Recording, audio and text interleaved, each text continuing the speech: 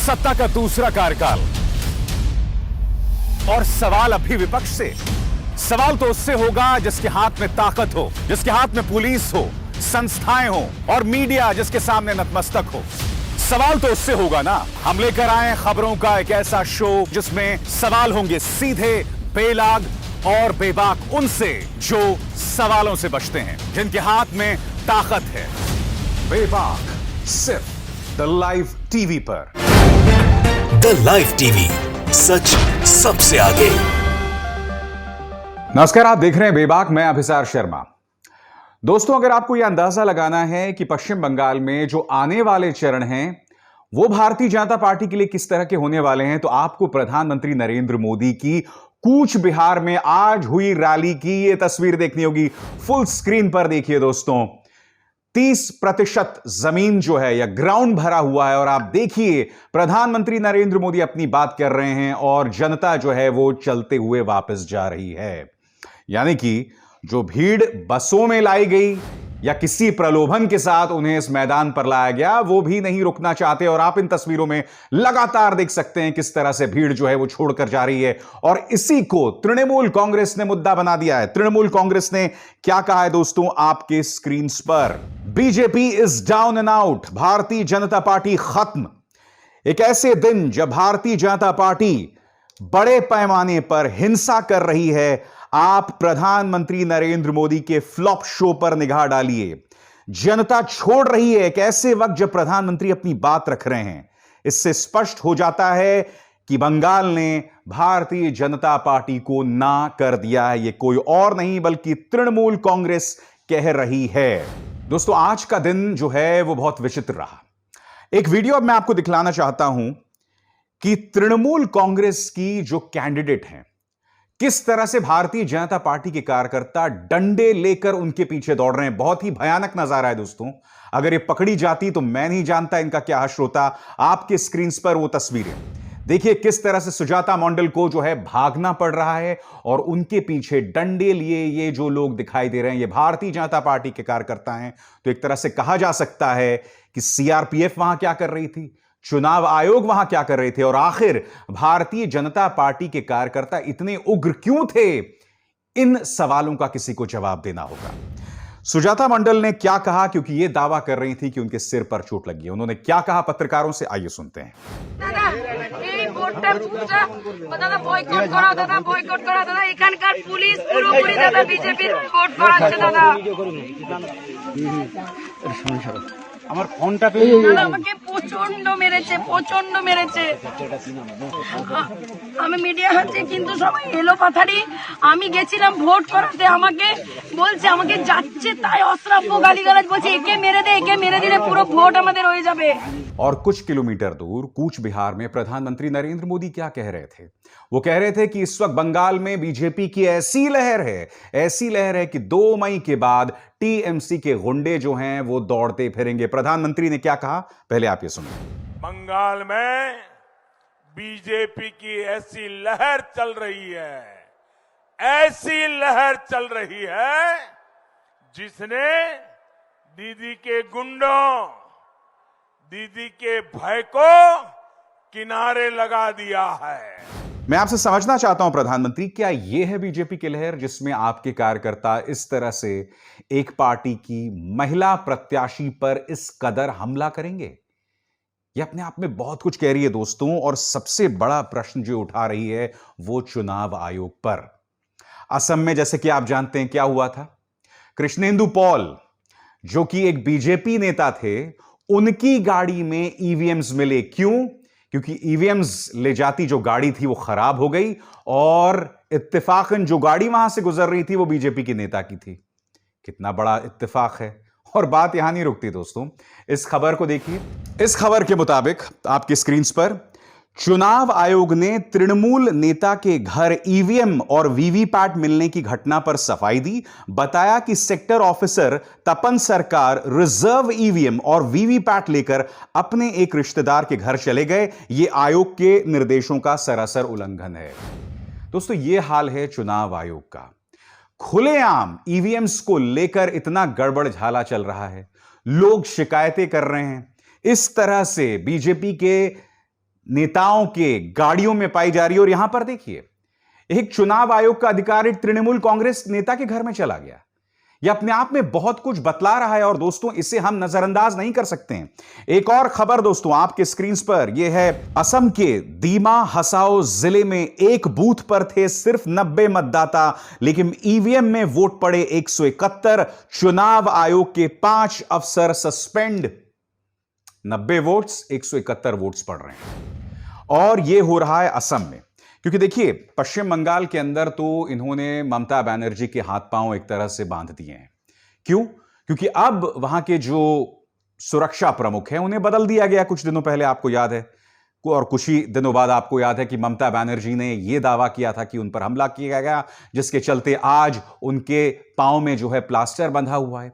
और अब यह खबर आपके सामने असम के अंदर, तो ये इतने ढेरों मुद्दे सामने उभर कर आ रहे हैं कि चुनाव आयोग को यह नहीं समझ आ रहा कि भाई हम किस बगल झांकें, हम कहां देखें। और सवाल सिर्फ चुनाव आयोग का नहीं है, तृणमूल कांग्रेस जो है वो हमारे अर्धसैनिक बल जो वहां तैनात हैं उनको लेकर भी शिकायत कर रही है।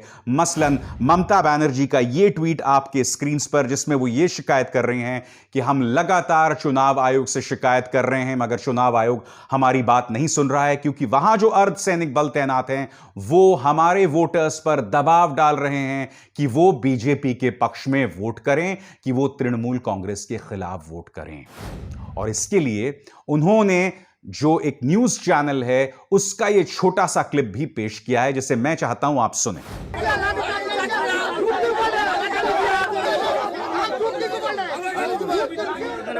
গন্ডগোল নেই, কেউ কোনো এখানে কোনো পক্ষী না দিচ্ছে, কোনো রকম গন্ডগোল করছে না, ভোট সঠিক এজেন্ট এসছে, এখানে এজেন্ট আছে খুব সুস্থভাবে ঘটেছে, বাট ও যে মিলিটারি ফোর্স वाला ও লোক মারছে, শুধুই মারছে ছেলেকে, শুধুই বলছে তাকে তুমি বিজেপিতে ভোট দাও। तो इन तमाम सवालात के जवाब न सिर्फ सुरक्षा में तैनात अर्धसैनिक बलों को देने पड़ेंगे, चुनाव आयोग को देने पड़ेंगे, खासकर चुनाव आयोग को, क्योंकि आप जानते हैं कि इस वक्त जो पूरा चुनाव है उन्हीं के अंतर्गत हो रहा है, सुरक्षा पूरी तरह से उनके अंतर्गत है। और जब इस तरह की शिकायतें आती हैं तो इससे क्या होता है कि जो पूरी चुनावी प्रक्रिया है उसकी पारदर्शिता पर सवाल उठते हैं। अब मैं आपको एक और चीज दिखाता हूं। आज कूच बिहार में प्रधानमंत्री की रैली थी, मैंने आपको बताया, जो बुरी तरह से फ्लॉप हुई, जैसा कि टीएमसी भी दावा कर रही है। अब इसके अंदर प्रधानमंत्री नरेंद्र मोदी ने फिर उसी अजीब और गरीब अंदाज में ममता बनर्जी के बारे में कहा, ओ दीदी दीदी। मगर इस पूरे बयान में आप 2 या 3 चीजें देखेंगे। सबसे पहले, जिस चीज की शिकायत तृणमूल कांग्रेस ने की थी कि प्रधानमंत्री बहुत ही असभ्य तरीके से ममता बनर्जी को संबोधित कर रहे हैं, वो प्रधानमंत्री ने जारी रखा। दूसरी बात, आम जनता को तो ये लोग लगातार ये पाठ दे रहे हैं कि कोरोना को लेकर आप सतर्कता बरतिए। आप देखिए, जबकि कूच बिहार का मैदान खाली था, ये चाहते तो जनता को पीछे ढकेल सकते थे, उनके बीच में दूरी बनाए रख सकते थे। मगर आप देखिएगा दोस्तों, 2 मिनट की एक क्लिप है, इसके अंदर प्रधानमंत्री का बयान भी सुनिए और जो भीड़ सामने इकट्ठी है आप खुद देखिए, क्या इनमें किसी तरह की फिजिकल डिस्टेंसिंग है? क्या इनमें किसी तरह की दूरी है? क्या यहां पर कोरोना का एक टाइम बॉम्ब नहीं फटेगा? आप खुद देखिए दोस्तों। जो उसे पता चल गया है कि पहले 2 चरणों में बीजेपी की बड़ी जीत मिल रही है। आदरणीय दीदी, ओ दीदी,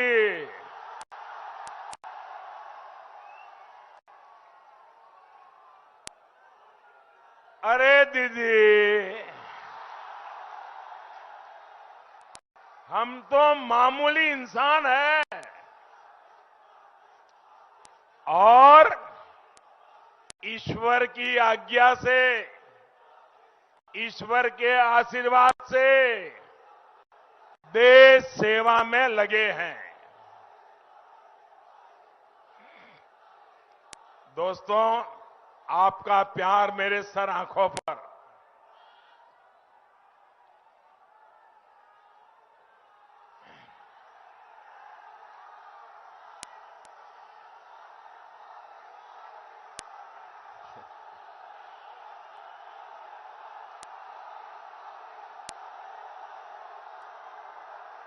मैं आपके इस प्यार को कभी भूल नहीं पाऊंगा दोस्तों। आपके आशीर्वाद मेरे लिए बहुत बड़ी ताकत है। ये जो आप प्यार दे रहे हैं ना, आप जो प्यार दे रहे हैं, 2 मई के बाद बीजेपी सरकार बनने के बाद मैं ये प्यार ब्याज समेत इस इलाके का विकास करके लौटाऊंगा। और जैसा कि इससे पहले भी प्रधानमंत्री ने लगातार कोशिश की कि जय श्री राम के नारे के ऊपर ममता को घेरें, किसी तरह से सरस्वती पूजा, दुर्गा पूजा का मुद्दा उठाएं, मुस्लिम तुष्टीकरण का उन पर आरोप लगाएं। आज फिर उन्होंने मुस्लिम वोट वाला मुद्दा उठा दिया। यानी कि प्रधानमंत्री भरपूर कोशिश कर रहे हैं कि किसी तरह से ये चुनाव जो हैं उनमें ध्रुवीकरण पैदा हो जाए। क्या कहा प्रधानमंत्री ने, आप सुनिए। अभी हाल ही में आपने कहा कि सभी मुसलमान एक हो जाओ, वोट बंटने मत दो। दीदी, आप ये कह रही है, इसका मतलब है कि आपको यकीन हो गया है कि मुस्लिम वोट बैंक की आपकी जो ताकत आप मानती थी, वो मुस्लिम वोट बैंक भी आपके हाथ से निकल गया है। मुस्लिम भी आपसे दूर हो गए हैं।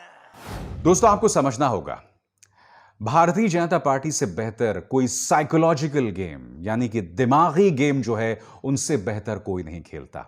प्रधानमंत्री नरेंद्र मोदी ने कूच बिहार की अपनी सभा में क्या कहा? उन्होंने ये कहा कि जब मैं आ रहा था तो लोग हाथ में हाथ खड़े हुए मेरा इंतजार कर रहे थे। उन्होंने ये कहा कि पिछले 2 चरण में 80% से ज्यादा वोट पड़े। यह बतला रहा है कि ममता बनर्जी की विदाई हो रही है। अब इसमें 2 विरोधाभास हैं। सबसे पहले, जब प्रधानमंत्री ये कहते हैं कि 80% वोटिंग हुई, तो प्रधानमंत्री को मैं ये बतलाना चाहूंगा कि पश्चिम बंगाल का एक इतिहास रहा है। हमेशा यहां ज्यादा वोटिंग होती रही है। 2006 में भी ज्यादा वोटिंग हुई थी। तो कहने का अर्थ यह है, यानी कि इससे पहले जितने भी चुनाव हुए हैं वही 78-80% के आसपास वोटिंग होती रही है।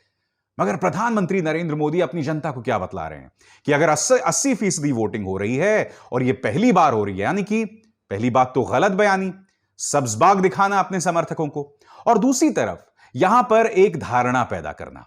और यही नहीं, जब दूसरी बात उन्होंने क्या कही कि लोग मेरे स्वागत के लिए खड़े हुए थे। अभी अभी मैंने आपको बयान सुनाया जिसमें वो कह रहे थे कि जो प्यार मुझे आपने दिखाया उसका परिणाम मैं आपको दिखाऊंगा इस इलाके का विकास करके।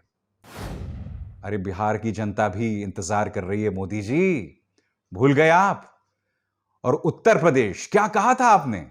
उत्तर प्रदेश में तो रामराज्य की बात की थी ना। उत्तर प्रदेश में रोज आए दिन कोई ना कोई वारदात होती है। आज ही के दिन, आज जब मैं आपसे बात कर रहा हूं, भारत समाचार की इस खबर के मुताबिक अपराधी एक बस के अंदर घुसे और लूटपाट मचाई। अरे, ऐसा तो 80 के दशक में होता था या फिल्मों में हुआ करता था। और आप जानते हैं ये वो राज्य है। और ये एक और खबर देखिए, एनडी तिवारी नाम के एक पत्रकार को गोलियों से भून डाला गया। रोज ऐसी ऐसी मिसाल आ रही हैं और आप जनता को यह सब्जबाग दिखा रहे हैं कि आप मुझे वोट दीजिए और आप जो मुझे प्यार दे रहे हैं मैं इस इलाके का विकास करूंगा। बिहार के लिए कितनी बड़ी बड़ी बातें की थी आपने कि इतने करोड़ रुपए दूं, उतने करोड़ रुपए दूं। क्या हुआ आज बताइए ना। यह भूल जाइए देश की जनता को क्या वादे किए थे। 2 करोड़ नौकरी की बात। आज की तारीख में जहां तक हम बात करें बेरोजगारी की, तो भारत में बद से बदतर हालात हो रहे हैं। एसएससी के जो अभ्यर्थी हैं, लगातार उनके मैसेजेस आते हैं दोस्तों मेरे मोबाइल पर। आज भी मेरे पास कम से कम 5 अभ्यर्थियों के संदेश आए कि सर हम क्या करें, एग्जाम्स हो नहीं रहे हैं, जो मेडिकली फिट हैं उनकी बात नहीं सुनी जा रही है, जबरदस्त घोटाला है, भ्रष्टाचार है, हम क्या करें। तो केंद्र के तौर पर प्रधानमंत्री जो कर सकते हैं वो तो हो नहीं रहा है और सब्जबाग दिखाए जा रहे हैं किसे? पश्चिम बंगाल की जनता को। तो ये अपने आप में कई सवाल खड़े करता है। और पश्चिम बंगाल में उसका मुकाबला एक ऐसी पॉलिटिकल पार्टी के साथ है जो खुद कम ड्रामा नहीं करती है। और पिछले 10 सालों में अगर आप उनके शासन पर निगाह डालें तो एक नकारात्मक पहलू रहा है तृणमूल कांग्रेस के जो गुंडाई कार्यकर्ता हैं, उनका मुकाबला कहीं ना कहीं बीजेपी के साथ है। अब मैं आपको बताता हूं, कल आपको याद है वो ऐतिहासिक वीडियो जिसमें एएनआई के कैमरामैन को योगी आदित्यनाथ ने क्या करते हो? अब उसे मुद्दा कोई और नहीं बल्कि तृणमूल कांग्रेस बना रहा है। कैसे? महुआ मोइत्रा जो उनकी सांसद हैं, उन्होंने क्या कहा? Ajay Bisht, Guddu ji, go wash your mouth out with soap now. वो क्या कह रही हैं उत्तर प्रदेश के मुख्यमंत्री को कि अपना मुंह साबुन से धोइए। Yogi CM abusing filthily in midst of press conference caught on live telecast, clip not edited, ANI bullied into retracting. यही नहीं दोस्तों, महुआ मोइत्रा ने एक और मुद्दा उठाया है जो आपकी स्क्रीन पर है, क्योंकि आज ये खबर सामने उभर कर आई है कि उत्तर प्रदेश सरकार ने रासुका के अंतर्गत 120 लोगों के खिलाफ केस दर्ज कर दिए थे और इलाहाबाद हाई कोर्ट ने उनमें से 120 में से 94 को धराशायी कर दिया, 94 केसेस को हटा दिया। महुआ मोइत्रा क्या कह रही हैं आपकी स्क्रीन पर? बंगाल खबरदार, रासुका भारतीय जनता पार्टी के हाथ में है। उत्तर प्रदेश में जो कि बीजेपी के अंतर्गत है, वहां पर इन्होंने 120 केसेस लगाए थे रासुका के, उनमें से 94 खारिज हो गए हैं। तो कहीं ना कहीं महुआ मोइत्रा जो हैं बंगाल की जनता को चेतावनी दे रहे हैं कि अगर बंगाल की सत्ता बीजेपी के हाथ में गई तो इसी तरह से छद्म राष्ट्रवाद से लेकर रासुका का बेजा इस्तेमाल किया जाएगा। तो मुकाबला तो बहुत सही कर रही है, मगर यह भी सच है दोस्तों कि पहले 2 चरण के मतदान में कई लोगों का मानना है कि भारतीय जनता पार्टी का पलड़ा भारी है, सुपड़ा साफ नहीं किया, नंबर 1। नंबर 2, आज जो मैं सुन रहा हूं दोस्तों, आज तृणमूल कांग्रेस का प्रदर्शन बहुत अच्छा रहा है। यानी कि तीसरे चरण के मतदान में दीदी ने जबरदस्त वापसी की है, यह कहा जा सकता है। और यह मेरा जो आधार है वो इस आधार पर है, जो तमाम रिपोर्टर्स इस वक्त जमीन पर हैं वो इस तरह का फीडबैक दे रहे हैं। हालांकि 2 मई को क्या नतीजे आते हैं उस सब का हमें इंतजार करना ही होगा। बेबाक में बस इतना ही। अभिसार शर्मा को दीजिए इजाजत। नमस्कार। द लाइव टीवी, सच सबसे आगे।